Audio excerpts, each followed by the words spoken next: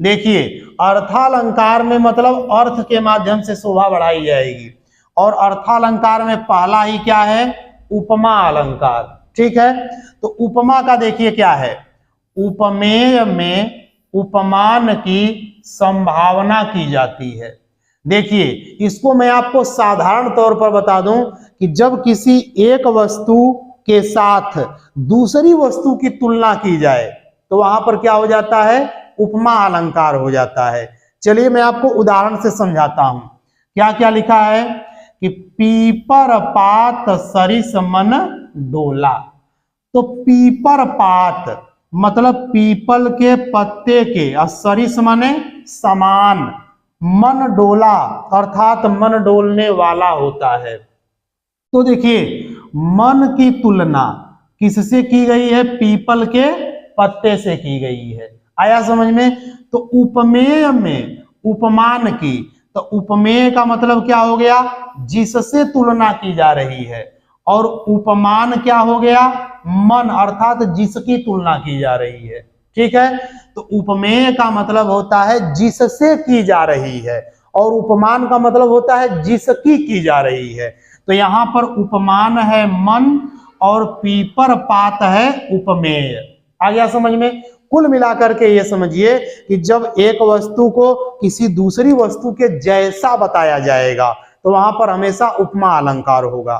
ठीक है, और वहां आपको शब्द क्या क्या मिलेंगे, तो देखिए ज्यों, के जैसे, के जैसा, के जैसी, सम, सा, सी, से, समान, ये सब शब्द जहां रहेंगे समझ जाना कि वहां कौन सा अलंकार है, उपमा अलंकार है। आया समझ में? उपमा अलंकार में हमेशा एक वस्तु की तुलना दूसरे वस्तु से की जाएगी, एक वस्तु को दूसरे वस्तु के जैसा बताया जाएगा। ठीक है, आगे चलिए रूपक अलंकार देखते हैं दूसरा।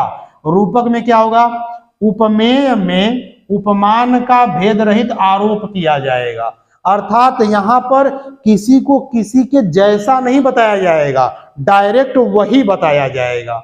जैसे देखिए उदाहरण, चरण कमल बंदव हरिराई। चरण कमल अर्थात मैं चरण कमलों की, बंदव माने वंदना करता हूं, हरिराई माने भगवान श्री कृष्ण की। ये कौन कह रहे हैं, ये कह रहे हैं आपके हैं सूरदास जी। तो सूरदास जी की ये पंक्तियां हैं, और सूरदास जी कह रहे हैं कि चरण कमल अर्थात मैं चरण कमलों की, ऐसे चरणों की जो क्या हैं, कमल हैं, कमल के समान नहीं कह रहे हैं, डायरेक्ट कमल कह रहे हैं। किनको, चरणों को। तो जब किसी को किसी के जैसा नहीं, डायरेक्ट वही कह दिया जाएगा, तो वहां पर क्या हो जाएगा, रूपक अलंकार। रूपक का मतलब होता है एक को दूसरे का रूप दे दिया जाएगा, तो वहां क्या कहलाएगा, रूपक अलंकार। तो यहां पर चरणों को किसका रूप दे दिया गया, कमल का रूप दे दिया गया है। आया समझ में? अब देखिए उदित उदयगिरी मंच पर रघुवर बाल पतंग। अब देखिए यहां पर क्या है, उदयगिरी मंच। तो उदयगिरी पहाड़ को, पर्वत को क्या बताया गया है, मंच बताया गया है। मंच जैसा नहीं बताया गया है, डायरेक्ट कहा गया है उदयगिरी मंच, अर्थात उदयगिरी मंच। और रघुवर क्या है, बाल पतंग है, अर्थात छोटे से सूर्य है। कौन, रघुवर, रघुवर माने राम। तो राम जी छोटे से सूर्य हैं, सूर्य के समान नहीं है, मतलब डायरेक्ट कहा जा रहा है कि राम जी डायरेक्ट छोटे से सूर्य हैं, सूर्य के समान नहीं, डायरेक्ट सूर्य हैं। तो जब किसी को डायरेक्ट कोई दूसरी चीज बता दिया जाएगा तो वहां पर क्या हो जाएगा, रूपक अलंकार। अब मैं आपको थोड़ा सा समझा देता हूं, समझिए। जैसे मान लीजिए उपमा में और रूपक में अंतर क्या होता है। जैसे मैं कहूं कि वह तो शेर के समान है, ठीक है, अरे वह तो शेर के समान है भैया, तो यहां पर शेर के समान बताया जा रहा है। और अगर इसी बात को मैं कहूं कि वह तो शेर है, जैसे किसी लड़के को कहूं कि अरे भैया वह तो शेर है, तो यहां देखिए डायरेक्ट कहा गया है कि शेर है, मतलब उस लड़के को शेर का रूप दे दिया गया है, इसलिए यहाँ हो गया रूपक। और यहाँ पर समान बताया गया है, उसके जैसा बताया गया है, इसलिए यहाँ पर उपमा हो जाएगा। अब समझ में आया, किसी के समान बताया जाएगा तो उपमा, और जब डायरेक्ट वही बता दिया जाएगा तो रूपक हो जाएगा। ठीक है, आगे चलिए, आगे देखते हैं और भी जो अलंकार हैं। देखिए ये है तीसरा अलंकार उत्प्रेक्षा। उत्प्रेक्षा अलंकार में क्या होता है, उपमेय में उपमान की संभावना की जाती है। यह भी बिल्कुल उपमा अलंकार जैसा होता है, लेकिन इसमें अंतर क्या होता है, ध्यान दीजिए। मनु, मानो, मनो, मनहु, जनु, जानो, जनहु, ये जितने शब्द मैंने यहां पर लिखे हैं, ये शब्द जहां भी आपको दिख जाएंगे समझ जाना कि वहां पर उत्प्रेक्षा अलंकार है।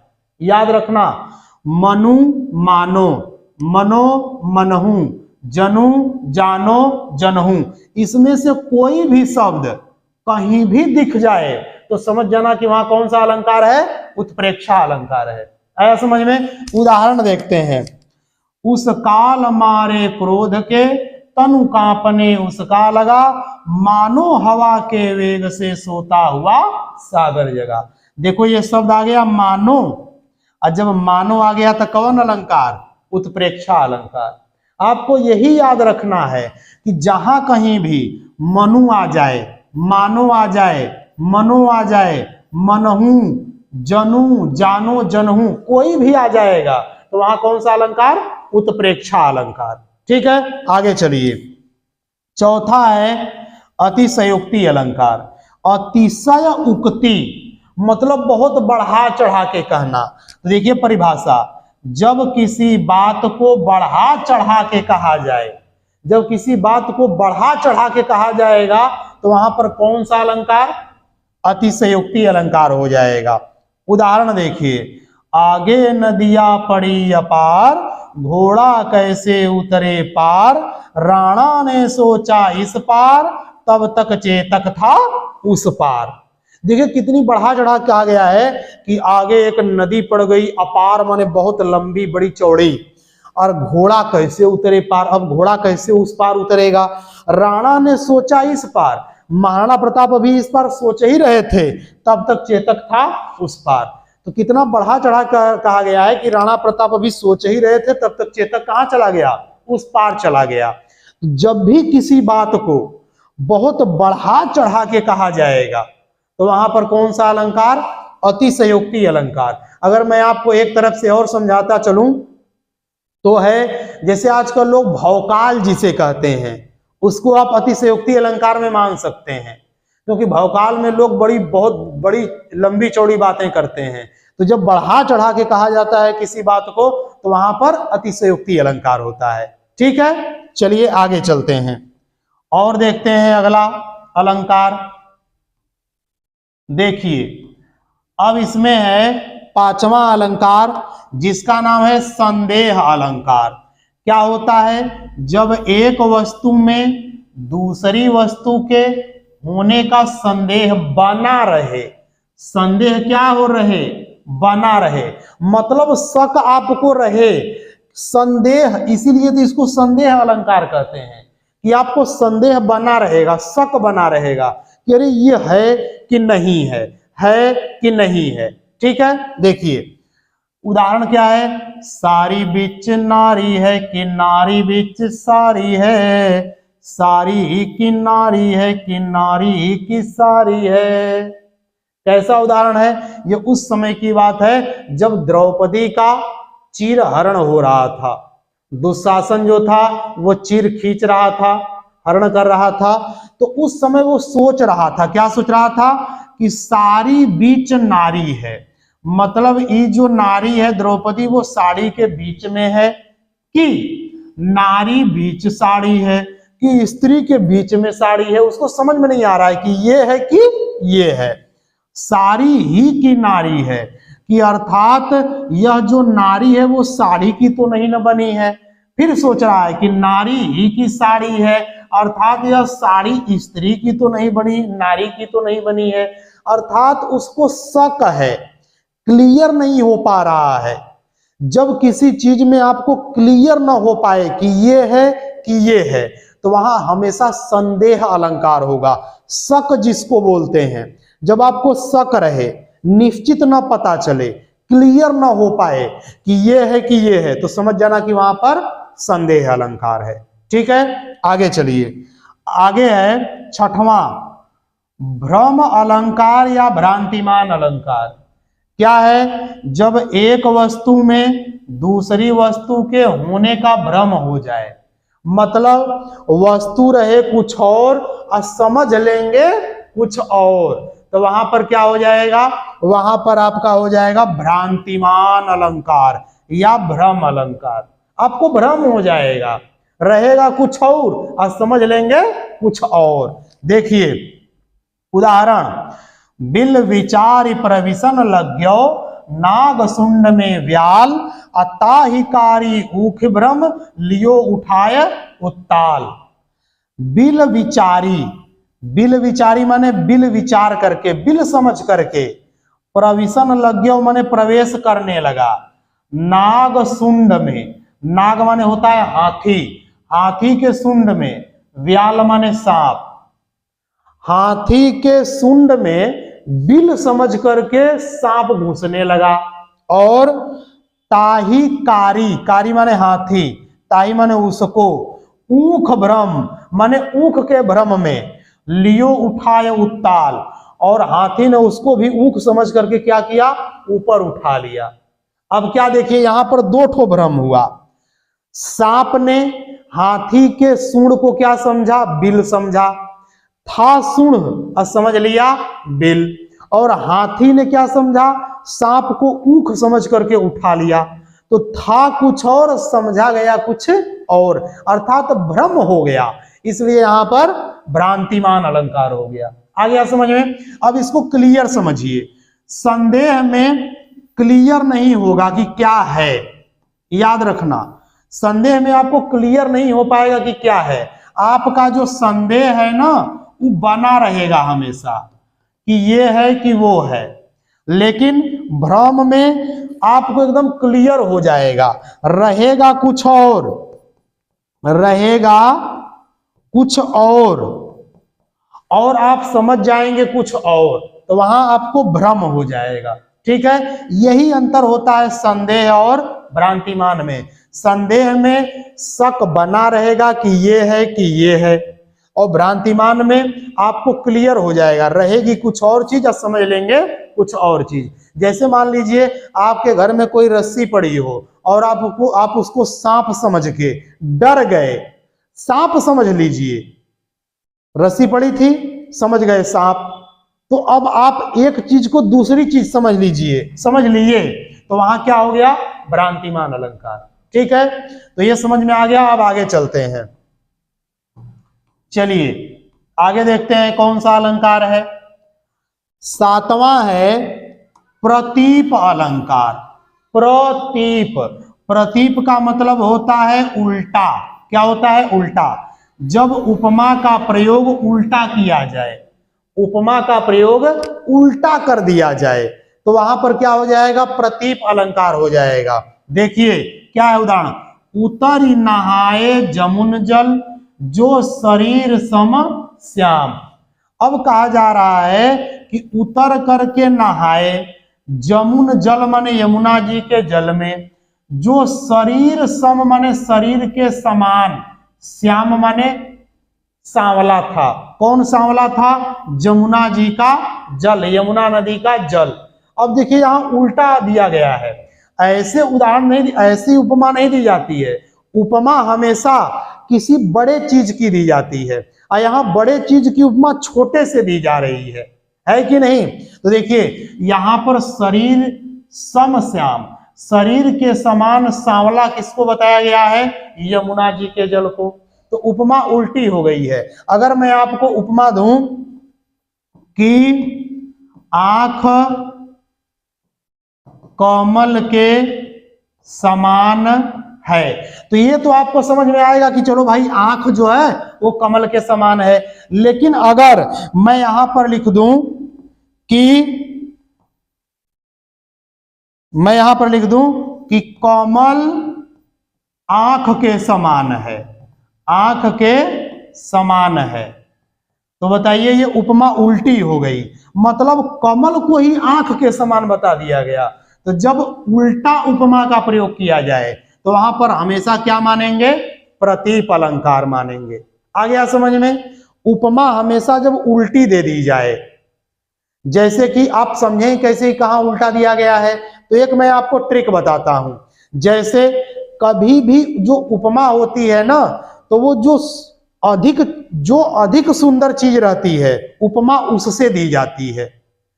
कम सुंदर वस्तु की उपमा अधिक सुंदर वस्तु से दी जाती है। लेकिन अगर उपमा अधिक सुंदर वस्तु की उपमा कम सुंदर वस्तु से दे दी जाएगी तो वहां प्रतीप अलंकार हो जाएगा। आ गया समझ में। चलिए अब हम लोग आगे बढ़ते हैं। अनन्वय अलंकार। अनन्वय अलंकार क्या होता है, जब उसी वस्तु की उपमा उसी वस्तु से दे दी जाए। मतलब जब कोई चीज रहे और उसी को उसी के जैसा बता दिया जाए तो वहां क्या हो जाएगा, अनन्वय अलंकार। देखिए उदाहरण, यद्यपि अति आरत मारत है, भारत के सम भारत है। अब देखिए यहां पर भारत के समान मतलब महाभारत, भारत का मतलब महाभारत, महाभारत के समान तो महाभारत ही है, यहां भी महाभारत।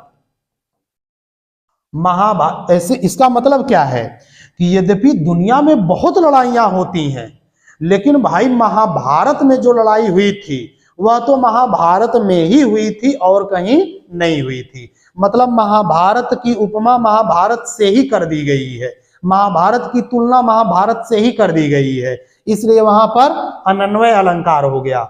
जैसे मान लीजिए अगर आपके गांव में कोई बुद्धिमान लड़का है, मान लीजिए उसका नाम मोहन है, और अगर आपको ये कहना पड़े कि अरे मोहन के जैसा तो कोई नहीं है, मोहन जैसा तो मान लीजिए मोहन ही है और कोई नहीं है, तो मोहन की तुलना किससे कर दिए, मोहन से ही कर दिए। आ गया समझ में। तो इसे क्या कहते हैं, अनन्वय अलंकार कहते हैं। ठीक है आगे चलिए, अब हम लोग आगे बढ़ते हैं। देखिए आगे जो अलंकार है उसका नाम है मानवीकरण। मानवीकरण का मतलब होता है, मानवी माने मनुष्य जैसा, कर्ण माने कर देना, मनुष्य जैसा कर देना। जब जड़ वस्तुओं को मनुष्यों जैसा व्यवहार करते हुए बताया जाए, जैसे वस्तु हो जड़ और उसको ऐसा बताया जाए जैसे कोई आदमी काम कर रहा हो, जबकि जड़ वस्तुएं कोई काम नहीं करती हैं, वो स्थिर रहती हैं, वो मनुष्यों जैसा व्यवहार नहीं करती हैं। लेकिन जब मनुष्यों जैसा व्यवहार करने लग जाएं तो समझ जाना कि वहां पर मानवीकरण अलंकार है।